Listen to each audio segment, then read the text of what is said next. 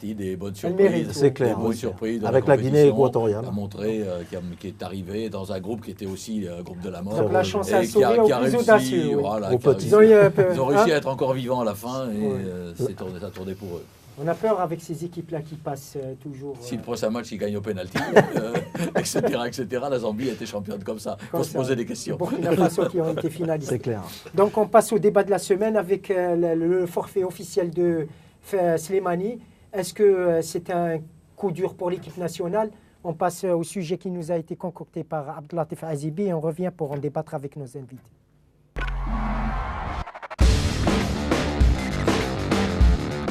Islam Slimani est déclaré forfait pour le choc des quarts de finale face à la Côte d'Ivoire prévu dimanche à Malabou. Le meilleur attaquant des Verts en activité soigne toujours une élongation à la cuisse qui l'a déjà privé du match face au Sénégal et ne devrait pas reprendre du service avant le match des demi-finales en cas de qualification naturellement. Il récupère bien, mais sera juste, a déclaré le sélectionneur national Christian Gourcuff à ce propos. Son assistant, Nebin Riz, a perdu tout espoir de voir Slimani se rétablir à temps en le déclarant d'ores et déjà forfait. Comme face au Sénégal, Christian Gourcuff va devoir donc composer sans Slimani. Deux solutions se présentent avec Soudani et Belfodil. Alors, le potentiel offensif de l'équipe nationale avec ou sans Slimani est-il le même? La question mérite d'être posée lorsqu'on sait que face au Sénégal, les attaquants de pointe, en l'occurrence Soudani, Brahimi et Belfodil, sont restés muets. L'absence de Slimani fait-elle perdre à l'équipe nationale sa dangerosité devant? Ou au contraire, le potentiel est incarné aussi bien par les attaquants que par les milieux et les défenseurs? La parole à nos consultants. Alors l'absence de Slimani va-t-elle pénaliser l'équipe nationale puisque c'est le meilleur buteur de la sélection nationale? Nabil, l'absence de Slimani.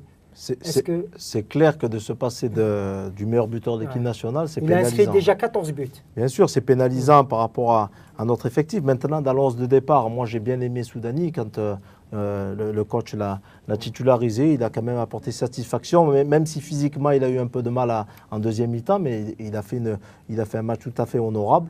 Et ça a mis une bonne solution pour le coach avec Belfodil sur le banc de touche. Maintenant, Slimani, c'est le titulaire, c'est le buteur de l'équipe. C'est sûr que c'est un manque à gagner pour notre équipe. Michel, est-ce que c'est pénalisant pour la sélection nationale, se passer du service de Slimani?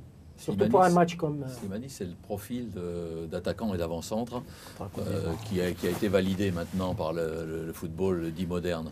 Donc il est de grande taille, il est rapide, il a un bon volume de jeu, il fait de bons appels à droite et à gauche, il est présent devant le but, il marque des buts. Donc il a à la fois une capacité à travailler au pressing et une capacité à donner des solutions vers l'avant, et des solutions rapides vers l'avant, tant au sol qu'en l'air. Donc c'est un joueur intéressant. Donc s'il est titulaire, quand le titulaire manque, ça veut toujours dire qu'il vous manque quelque chose. Maintenant, après, il y a d'autres solutions. Et Soudani a montré dans son match qu'il était capable d'apporter des choses différentes de ce qu'apportait Slimani, dans le jeu au sol, dans le fait d'aller provoquer dans les duels au sol, provoquer l'adversaire, de prendre, de s'engager, d'aller à droite à gauche, d'être très spontané dans les frappes de balles. Donc il a aussi d'autres arguments. Ils auraient même pu être associés. C'était pas jouer l'un contre l'autre. Il n'y a aucune opposition dans le jugement qu'on donne. Ils ont été déjà associés. Voilà, les deux peuvent jouer ensemble. Quand on joue avec deux vrais attaquants plutôt axiaux, c'est une possibilité. Donc il faudra trouver d'autres solutions. Mais Slimani est un bon joueur, titulaire classique. Les bonnes solutions? Soudani a montré que. Donc la solution on parlait de la défense centrale à 3, la solution où un joueur peut aller provoquer un peu, jouer sur... Non, Soudani, il faut pas faire la même chose que les autres. Quand on sait que les autres vont être meilleurs que vous en l'air, il faut jouer au sol. C'est clair. C'est un peu au tennis, si le gars n'est pas bon à la volée, vous le faites monter et puis vous essayez de le lober derrière et de le passer derrière. Il faut toujours faire un truc qui va gêner l'adversaire. Donc là, il faudra faire du jeu au sol sur Soudani, qui est actuellement le plus en forme et le plus capable de perturber peut-être la défense ivoirienne. Mais bon, ça c'est un choix. Le coach les voit tous les jours, il les a... Justement, comment vous l'avez trouvé, ces Soudani contre le Sénégal? Parce qu'il y a eu polémique. Moi, je l'ai trouvé bien. Il s'est dégagé plusieurs fois. Il a été frappé. Il a tiré au but. Il a bougé la défense centrale. Non, il a fait comme toute l'équipe un match sérieux. Il a fait le boulot. Il a fait le boulot. On n'a pas eu l'impression qu'il manquait celui-là ou celui-là. On a eu l'impression d'une équipe tout à fait cohérente et équilibrée. Lorsqu'on parle du Soudanais, on veut parler aussi de Brahimi, son positionnement sur le terrain. Il apporte pas, on n'a pas encore vu le véritable visage de Brahimi depuis le début de la compétition. C'est le même cas que Yaya Touré. Ouais, mais il est pris quand même au marquage de près. Oui. Et dans le duel, dans le combat rapproché, les défenseurs africains sont quand même très solides. Et il y a une aptitude à cela. Parfois, ils se loupent. Ils ne sont pas toujours concentrés, comme le premier but contre le Sénégal est typique d'un manque de concentration. Mais par contre, quand ils sont au duel et quand ils sont à côté, ils ont 3 pieds pour arriver à repousser la balle, pour empêcher le joueur de passer. Et puis, ils mettent du physique. Ils font faute aussi. Hein. Ils mettent du physique. On ne se pose pas les mêmes questions dans certains matchs dans le championnat du Portugal. C'est pas tout à fait pareil. Et il sort d'une très belle période. Ça fait 4-5 mois qu'il est très bon avec son club. Donc en plein hiver, changer de climat et autres, c'est vrai qu'il y a un petit retrait par rapport entre Brahimi et Ferrouli, qui ne sont pas forcément même à tout le niveau qu'on attend, parce qu'ils font la diff. C'est des joueurs de différence et de capacité, mais ils sont dans l'équipe, ils sont dans le coup, ils bossent avec les copains, et à un moment, ils peuvent très bien trouver leur différence. Il peut faire la différence sur ce match-là. Sur un coup de génie, sur voir qui sera dans une inspiration. Il faut qu'il arrive à pas être trop dans l'axe, qu'il parte à droite, à gauche, parce que quand il est dans l'axe, il est de dos, et il a du monde pour le fracasser quand même assez tôt. Donc il faut qu'il arrive à se libérer un peu, à prendre un peu de champ. C'est tout le problème du mouvement, du démarquage. Monsieur Raïssi Slimani, c'est une perte pour l'équipe nationale? Oui, pour le moment, il reste le buteur incontesté, Slimani, et il a toujours réussi son coup, même si on ne le voit pas. Toujours critiqué, mais chaque fois il marque, chaque fois on le trouve dans les bons moments. Et c'est ça l'argument, et c'est ce qui justifie sa titularisation. Maintenant qu'il est out, vu sa blessure, maintenant, pour quel joueur faut-il opter, Soudani ou Belfodil?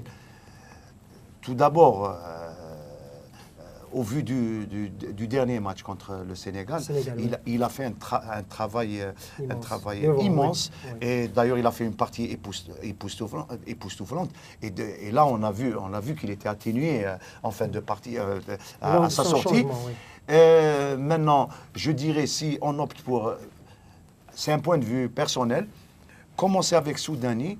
Et là, en fin de partie, vous savez, avec la déstabilisation, le Belfodil est bon, même dans le jeu au sol, c'est un bon pivot.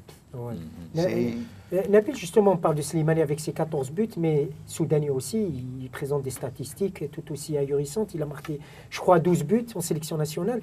Donc, même lui, il est performant devant. C'est clair. Bon, après, dans l'utilisation sur le terrain, il a été associé à Slimani devant, donc ça lui a permis de quand même avoir des brèches qui lui ont permis de marquer des buts. Il a été souvent à gauche aussi pour rentrer. C'est un ailier qui est capable de rentrer dans la surface de réparation. Mais après, dans le registre attaquant de pointe seul, moi, il m'a convaincu, ne serait-ce que la première mi-temps. Après, c'est vrai qu'en jouant à 5 au milieu, parce qu'ils vont jouer contre la Côte d'Ivoire qui joue à 5 au milieu avec 2 récupérateurs qui sont Siridi et Kolo Touré qui chassent un peu. C'est un joueur au sol qui peut perturber énormément ce secteur. Justement, le milieu de terrain, Lahsen, Bentaleb, Taider, Lahsen, quelle est la meilleure variante pour Gourcuff pour justement contrer ce milieu de terrain ivoirien? Pour l'instant, Bentaleb et Taider se sont quand même globalement imposés, même si la scène est tout près. Après, ça dépend du moment, ça dépend de la vie quotidienne, comment ils se sentent, comment ils les voient chaque jour, comment ils ont récupéré les uns et les autres. Il a fait déjà ses choix, c'est Taider et Belfodil qui jouent. Bon, il joue dans de bons clubs. Bentaleb a montré qu'il avait une qualité. Ils peuvent poser des problèmes à ce milieu de terrain ivoirien? Ça fera partie des batailles qui seront les clés du système. Ça sera la clé du match si on gagne la bataille du milieu? Ou l'une des clés? Il y a la façon d'embêter leur défense à 3, c'est une des clés. Il y a la façon de bien contrer leurs attaques rapides, c'est une autre clé. Il y a ensuite la bataille du milieu pour avoir la balle, c'est une troisième clé.